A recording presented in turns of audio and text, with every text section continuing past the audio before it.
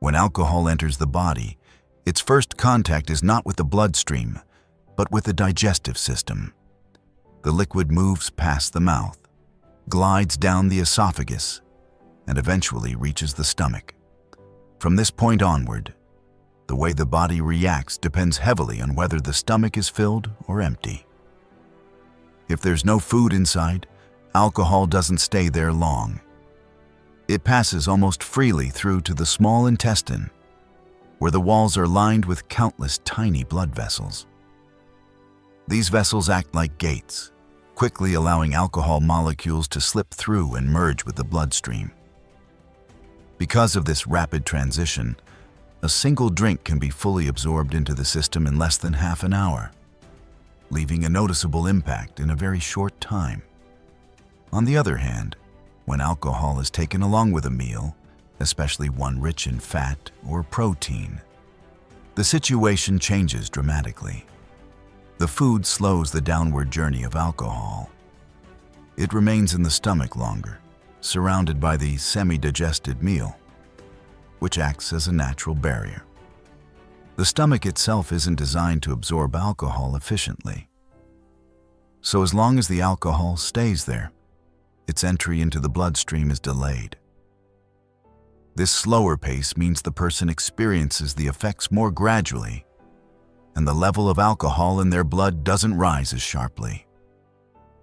The body gets more time to process what's coming in, which helps avoid a sudden spike of intoxication.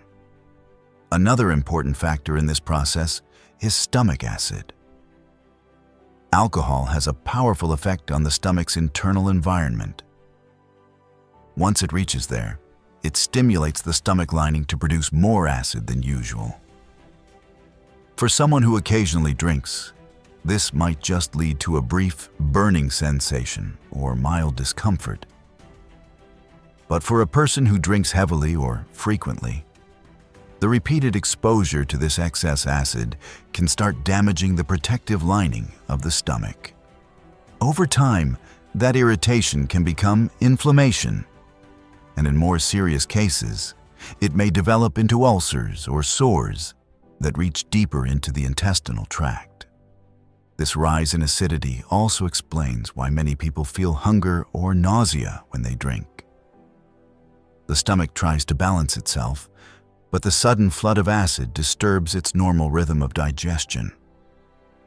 Sometimes, the body responds with cramping pain or a burning feeling that travels up the chest.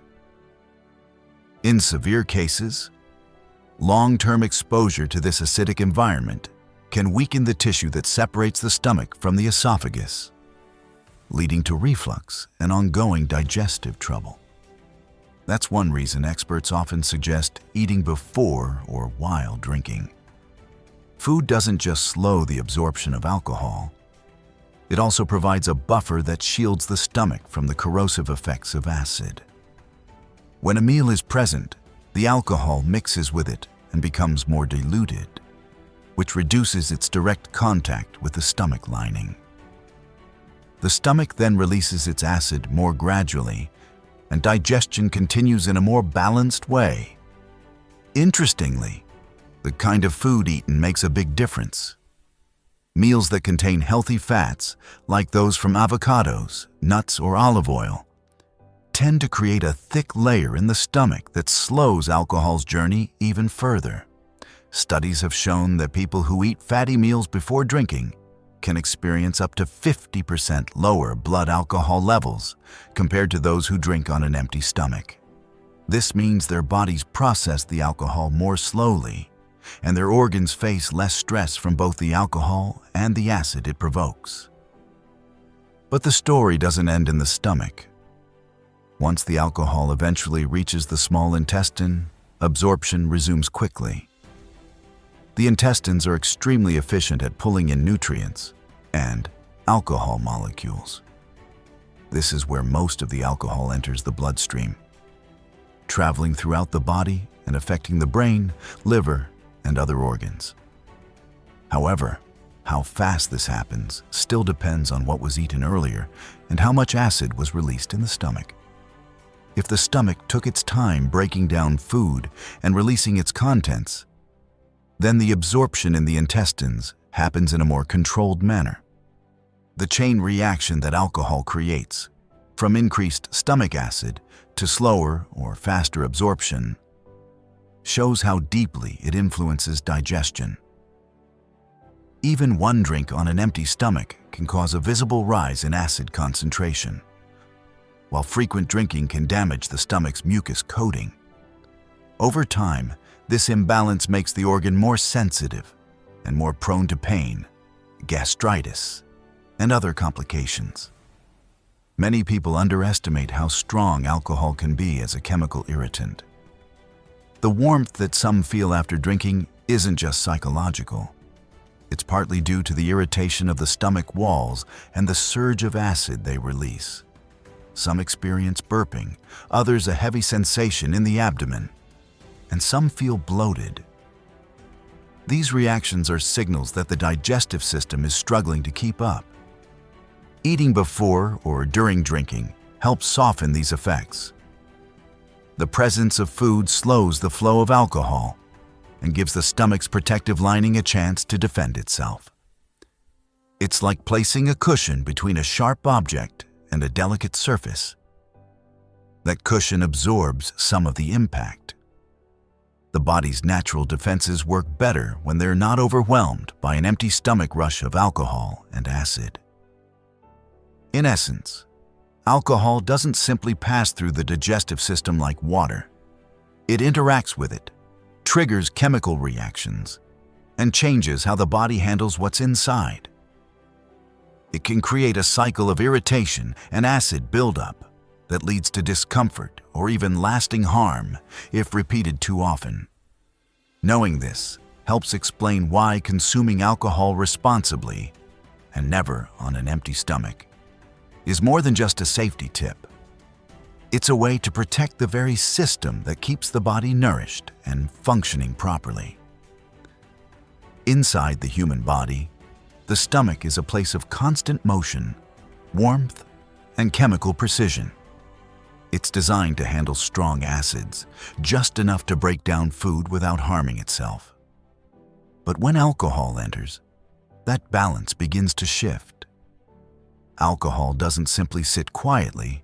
It stirs up the system. It signals the stomach to produce even more acid, far beyond what's needed for digestion. The lining of the stomach, which normally protects against its own acid, becomes irritated and thin. With continued exposure, small patches of damage appear, which may later grow into painful ulcers or bleeding spots if the irritation never stops. The situation becomes more complex because alcohol also slows the muscles that push food through the digestive tract. This means that acid and alcohol stay in the stomach longer than usual, giving both more time to irritate the tissues. For a casual drinker, this might just mean a temporary ache or mild nausea. But for someone who drinks regularly, it creates a constant state of inflammation. The inner lining, which is supposed to heal between meals, can't recover fast enough. The result is a cycle of burning, bloating, and discomfort that feels normal after a while, but quietly wears the system down.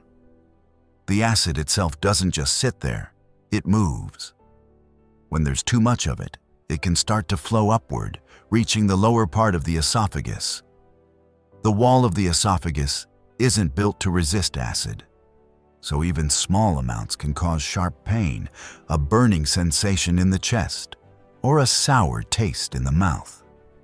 Over time, these episodes become frequent, and this condition, known as acid reflux, becomes more persistent in those who combine drinking with poor eating habits. When alcohol triggers excess acid, the stomach responds by contracting more forcefully, trying to manage the overload. This often leads to burping, cramping, or vomiting. But beneath these short-term reactions lies a deeper issue: damage to the protective barrier that keeps acid from digesting the stomach itself. Normally, This barrier is made of mucus, a soft coating that protects the stomach walls. Alcohol thins this mucus, leaving the surface more exposed. Once that layer weakens, even the normal amount of acid can feel like fire. The stomach begins to digest its own lining, and pain becomes a constant companion after every drink. Some people believe drinking helps with digestion because it seems to warm the body and speed up appetite. In reality, the opposite is often true. Alcohol makes the stomach less coordinated in releasing digestive enzymes and delays the emptying of food into the small intestine. So, while the person may feel full or relaxed, their digestive organs are actually under pressure, flooded with unnecessary acid and half-digested contents that linger longer than they should. The longer food and acid stay together, the more likely they are to irritate the inner lining. Eventually, this repeated pattern can affect the intestines as well. When the irritated stomach sends its contents forward, that extra acid continues downstream. The small intestine is sensitive to changes in acidity. And when alcohol has already stripped the stomach of its protective layer, the acid entering the intestines can create burning sensations, indigestion, or diarrhea. Over months or years, these conditions can become chronic, leading to gastritis, inflammation of the stomach walls, and ulcers that require medical care. It's not only the acid that causes damage, it's the overall imbalance alcohol brings. It interferes with the production of bicarbonate, a natural compound the body uses to neutralize acid. Without enough bicarbonate, the stomach becomes more acidic than normal for longer periods. Even small doses of alcohol can cause this reaction in sensitive individuals, particularly those who already have digestive issues or eat irregularly. The risk is even higher for people who drink on an empty stomach, since there's no food to absorb or slow the chemical reaction that alcohol triggers. Imagine the stomach as a delicate machine, running perfectly when fueled with balanced meals and water. Alcohol acts like sand poured into the gears.